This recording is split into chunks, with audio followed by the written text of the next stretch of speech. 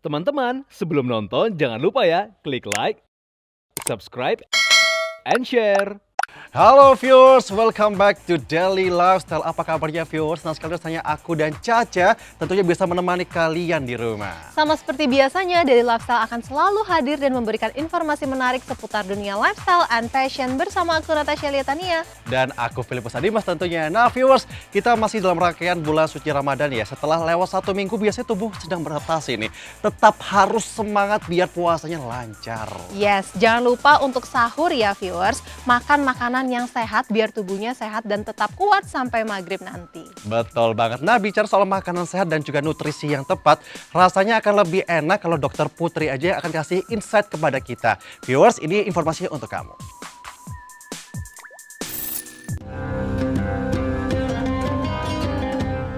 Viewers, pada bulan suci Ramadan ini saat tengah menjalankan ibadah puasa, tentunya tubuh harus tetap dijaga kesehatannya agar ibadah yang dilakukan bisa maksimal untuk mendapatkan kondisi tubuh yang fit meski harus menahan lapar dan haus mulai dari sebelum fajar hingga matahari terbenam. Kira-kira apa saja nutrisi yang wajib dikonsumsi selama menjalankan ibadah puasa? Berikut penjelasan dokter spesialis gizi Klinik Dokter Putri. Nah, di saat bulan puasa kita sebaiknya mengonsumsi tetap yang mengacu pada gizi seimbang. Jadi pastikan saat sahur maupun buka puasa tetap ada kombinasi baik dari karbohidrat kompleks, kemudian protein hewani, protein nabati, dan juga pastikan sayurnya tidak kurang untuk dikonsumsi. Tetapi kita harus ingat juga bahwa ketika berpuasa kita harus menjaga kesehatan pencernaan. Jadi pastikan saat sahur terutama ya untuk membatasi makan makanan yang bisa memicu asam lambung meningkat atau gas yang berlebih. Contohnya adalah makanan yang pedas, makanan yang asam, atau makanan yang terlalu tinggi lemak sehingga ini akan memicu produksi asam jadi berlebihan. Ini akan membuat tidak nyaman selama menjalankan puasa tersebut 1 harian ke depan. Kemudian juga pastikan saat sahur juga cairannya terpenuhi dengan baik ya sehingga pengosongan lambungnya bisa dijaga dengan baik. Makanan yang bisa kita pilih saat sahur terutama pastikan agar tidak yang memicu tadi ya asam lambung atau gas yang berlebih. Misalkan kalau untuk sayur gitu ya sebaiknya tidak memilih brokoli atau sawi, jamur karena dia justru meningkatkan asam lambung atau juga gas sehingga ini akan membuat perut jadi tidak nyaman. Tapi boleh konsumsi sayur-sayur tersebut misalkan setelah buka puasa. Atau misalkan kita juga sebaiknya membatasi makanan atau minuman yang mengandung kafein. Contoh kopi, teh atau coklat saat menjalankan sahur. Tetapi setelah buka puasa boleh dengan catatan asam lambungnya sedang tidak ada masalah. Pastikan juga bahwa saat sahur tidak mengonsumsi makanan yang terlalu tinggi lemak ya sehingga tidak memicu produksi asam lambung ini terlalu berlebihan. Sebaliknya pastikan agar mengonsumsi sumber-sumber bahan makanan yang tinggi serat sehingga bisa mengenyangkan jangka lama dan juga pastikan agar sayur atau buah yang kita konsumsi ini yang tipikalnya tinggi cairan sehingga akan membantu kita agar hidrasi dalam 1 hari ke depan itu akan terjaga dengan baik. Ya, berdasarkan penjelasan Dokter Putri tadi, bahwa kita harus memilah secara cermat jenis makanan atau minuman di waktu sahur. Pasalnya, usai imsak, perut kita akan kosong hingga waktu berbuka tiba. Sedangkan untuk yang berbuka puasa, sebaiknya saat iftar setelah azan kita tidak langsung mengonsumsi makanan yang porsi besar. Pastikan agar kita berbuka puasa terlebih dulu dengan porsi yang kecil, misalkan boleh dengan buah potong atau misalkan dengan kurma gitu ya, dengan harapan pencernaan kita ini beradaptasi terlebih dahulu. Setelah itu kita bisa melanjutkan dengan sholat maghrib dan barulah kita melanjutkan dengan makanan utama yang pastinya juga tetap harus mengandung prinsip dari gizi seimbang. Jadi harus tetap cukupi baik itu dari segi karbohidrat, protein hingga serat dan juga vitamin mineralnya. Pada dasarnya setiap orang memiliki kebutuhan nutrisi yang berbeda-beda atau personal, tetapi prinsip utamanya adalah pastikan agar pemenuhan tidak hanya melihat pada kalori saja atau pengenyangan dari lambung kita, tapi pastikan agar gizi seimbang ini bisa terpenuhi dengan baik ya. Jadi jangan sampai lupa ketika kita ingin menjaga kesehatan tubuh secara menyeluruh, kebutuhan kalori, karbohidrat, protein terutama protein hewani dan juga protein nabati serta sayur mayur dan juga buah-buahan tetap terpenuhi dengan baik. Dan tidak lupa juga cairan juga harus dijaga dengan baik karena begitu kita kekurangan cairan maka imunitas kita pun juga akan lebih mudah turun. Lantas kira-kira dari mana saja nutrisi tersebut bisa didapatkan? Pada dasarnya semua buah dan sayur ini memiliki kandungan vitamin, mineral, dan antioksidan yang sangat berbeda-beda sehingga akan lebih bagus apabila kita bisa kombinasikan gitu ya.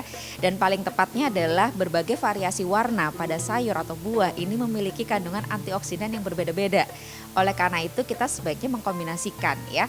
Tetapi dengan catatan untuk bulan puasa untuk para penderita yang memiliki asam lambung mudah meningkat sebaiknya membatasi yang tipikalnya memang cenderung asam ya. Jadi tinggi vitamin C misalkan yang warnanya kuning atau orange kemerahan sebaiknya tidak dikonsumsi saat sahur tetapi bisa kita konsumsi di saat buka puasa. Ketika dalam cuaca yang tidak menentu, pastikan agar kebutuhan protein terutama ini bisa terpenuhi dengan baik. Sehingga pastikan ketika bulan puasa tidak sampai skip baik itu sahur atau skip di buka puasanya. Sehingga kita nggak kekurangan nih untuk proteinnya. Karena protein ini menjadi salah satu sumber utama agar imunitas kita bisa terjaga dengan baik. Kemudian yang kedua, pastikan agar variasi makanan, menunya itu bisa terjaga dengan baik. Salah satunya variasi sayur dan buah. Tujuannya adalah agar vitamin mineral kita yang sangat bagus untuk meningkatkan imunitas tubuh juga kita bisa jaga dengan baik di saat bulan puasa. Vitamin dan mineral atau yang biasa kita sebut dengan mikronutrien ini sangat perlu dipenuhi semuanya.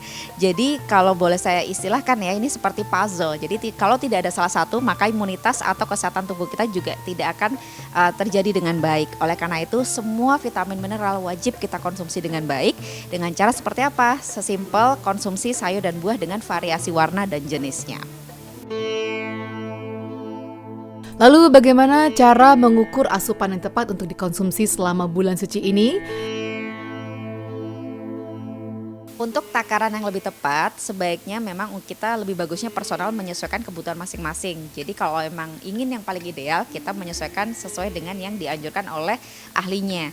Tetapi apabila kita belum sempat untuk ahlinya, kita bisa mengikuti rekomendasi dari Kemenkes maupun WHO dengan isi piringku atau dengan piring yang tipenya T. Jadi setengah piring upayakan penuh dengan sayur mayur gitu ya. Kemudian setengah sisanya dibagi dua, yang seperempatnya untuk karbohidrat kompleks dan seperempatnya adalah untuk kombinasi protein hewani dan juga nabati.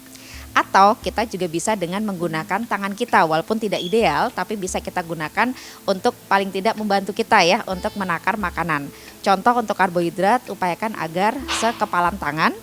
Kemudian untuk protein hewani atau nabati setelapak tangan tanpa jari kaki. Jadi yang seperti ini ya. Sedangkan sayur tetap setengah piring itu adalah pilihan yang paling bagus.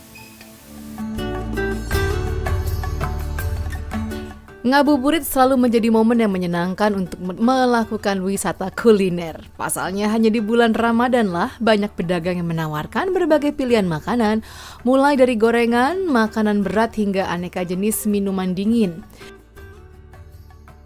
Untuk bisa menikmati berbuka puasa dengan makanan atau minuman yang manis gitu ya, atau misalkan sesekali kita ingin gorengan, pastikan agar kondisi tubuh kita ini memang yang pertama sehat gitu ya. Kemudian yang kedua, pastikan porsinya ini juga lebih mindful, jadi tidak berlebihan. Karena saat iftar tuh sebaiknya kita mengonsumsinya juga tidak terlalu besar dengan harapan lambung kita tidak terlalu penuh dengan takjil sehingga kita justru tidak bisa mengonsumsi makanan gizi utamanya ya, misalkan proteinnya jadi kekenyangan tidak dikonsumsi. Pastikan agar porsinya lebih kecil, boleh nih disajiannya entah pakai gelas kecil atau mangkok kecil dengan harapan dia hanya membantu kita untuk mengembalikan energi dan juga kadar gula darah tetapi bukan sampai mengenyangkan kita. Beberapa tips yang bisa kita lakukan untuk bisa memilih jenis makanan yang tepat selama bulan puasa adalah yang pasti menyesuaikan dengan gizi seimbang dan pastikan juga sesuai dengan kesehatan kita masing-masing gitu ya. Dan catatan khususnya adalah pastikan agar protein hewani dan nabatinya bisa terpenuhi dengan baik dengan variasi yang juga berwarna-warni gitu ya. Dan pastikan juga agar kita ini mengurangi makan makanan yang tipikalnya asam, pedas atau misalkan yang tinggi lemak gitu ya, dengan tujuan agar kita ini tidak berlebihan asupan lemaknya yang bisa meningkatkan asam lambung sehingga ketidaknyamanan akan terjadi ketika menjalankan bulan puasa. Keempat, pastikan agar cairannya terpenuhi dengan baik di jam sahur maupun buka puasa sehingga kita tidak mengalami dehidrasi ketika menjalankan bulan puasa.